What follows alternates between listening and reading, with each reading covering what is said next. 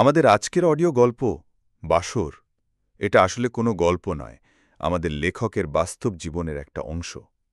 লেখা ও নির্মাণ আরাফাত বাপ্পি, ডিজিটাল কৌশলবিদ শামসুল আলম এবং পরিবেশনা ০ কিলোমিটার। গল্প পাঠে আছি আমি সুরজ মিয়া। শুরু করার পূর্বে নিবেদন থাকবে, যারা গল্পটি আমাদের পেজ থেকে শুনছেন তারা পেজটি ফলো করে রাখুন, আর যারা ইউটিউবে শুনছেন তারা চ্যানেলটিকে সাবস্ক্রাইব করে রাখুন। তো শুরু হচ্ছে আমাদের আজকের গল্প বাসর। অবশেষে বিয়েটা করেই ফেললাম। সবকিছু এত দ্রুত হয়ে যাবে ভাবতে পারিনি। হঠাৎ করে এত বড় একটা দায়িত্বের ভার বহন করতে হবে, সেটার জন্য মোটেও প্রস্তুত ছিলাম না।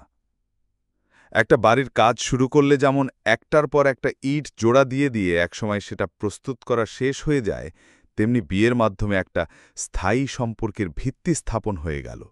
কিন্তু সেটার কাজ মৃত্যুর আগ পর্যন্তও মনে হয় শেষ হবে না।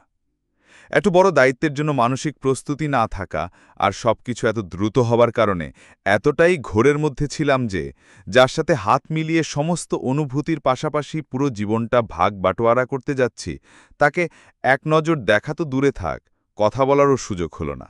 অথবা বলা যায় যে, দেখা বা কথা বলার প্রয়োজন অনুভব করিনি, বা এটা যে প্রয়োজন সেটাই মাথাতে আসেনি। সারাদিনের সমস্ত আনুষ্ঠানিকতা শেষে আমাদের যখন একটা ঘরে একা ছেড়ে দেয়া হলো, আমি বসেছিলাম একটা চেয়ারে, আমার স্ত্রী খাটে পা ঝুলিয়ে বসে আছেন। এই পর্যায়ে এসেও তার চেহারার দিকে তাকালাম না, তবে তার ঝুলন্ত পা দেখতে লাগলাম। দুইজনেই চরম অস্বস্তির মধ্যে। কথা আমি শুরু করলাম, যদিও একটা হাস্যকর প্রশ্ন দিয়ে, তোমার নামটা যেন কি? রাত ১২টা বেজে গেছে। সারাদিনের নানান কর্মব্যস্ততায় দুইজনেই অনেক ক্লান্ত, স্বাভাবিকভাবেই অনেক ঘুম পাচ্ছে। অল্প কিছু কথা হলো এই ফাঁকে, কিন্তু কেন জানি একজন আরেকজনের তাকাতে ইচ্ছে হলো না, বা ইচ্ছে ছিল না। বাতি নিভিয়ে দিয়ে শুয়ে পড়লাম। আমি টুকটাক কথা চালিয়ে যাচ্ছি, যদিও কীর্তি তেমন কোনো সাড়া পাচ্ছিলাম না। একটা সময় বুঝতে পারলাম আমার স্ত্রী ঘুমিয়ে গেছে। আমি খামাখাই বকবক করে যাচ্ছি। খানিকটা অপ্রস্তুত হয়ে গেলাম। বিরক্তি আর হতাশায় আমার ঘুম চলে গেল। আমি ডুবে গেলাম ভাবনায়। আমি বিবাহিত, প্রথমত এই ব্যাপারটাই হজম করতে কষ্ট হচ্ছিল। অজানা এক শঙ্কা, দ্বিধায় আচ্ছন্ন।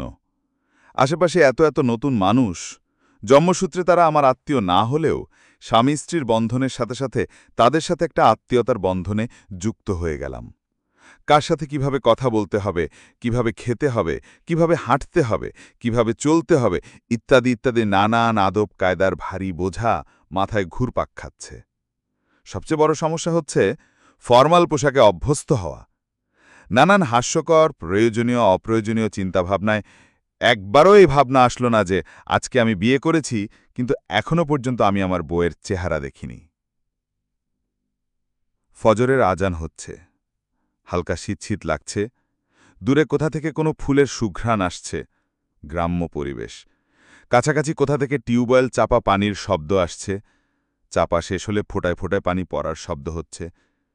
আস্তে আস্তে আলো ফুটে উঠছে, সেই সাথে বাড়ছে পাখির কিচিরমিচির। জানালা দিয়ে ভোরের নীলাভ আলো ঘরে ঢুকতে শুরু করেছে মাত্র।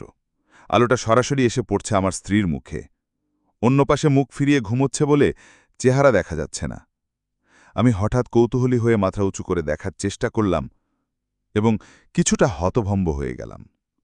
গভীর নিদ্রার কারণে চেহারায় কোনো কৃত্রিমতা নেই। সারল্যের একটা নির্বাক ভঙ্গি, সেই সাথে মায়াবী নীলাভ আলো, সব মিলিয়ে তখন মনে হচ্ছিল তাকে দেখার এর চেয়ে উত্তম সময় আর মনে হয় ছিল না। আমি মনে হয় পৃথিবীর একমাত্র স্বামী, যে কিনা সারা রাত অঘূর্ম থাকার পর ভোরের মায়াবী আলোয় প্রথমবারের মতো ঘুমন্ত অবস্থায় স্ত্রীর চেহারা দেখছি। সমাপ্তি হলো আমাদের আজকের গল্প বাসর। গল্পটা যদি আপনাদের মনে বিন্দুমাত্র প্রভাব ফেলে থাকে, তাহলে আপনার অনুভূতি কমেন্টে জানান, লাইক করুন এবং আপনার পরিচিত জনের সাথে শেয়ার করুন।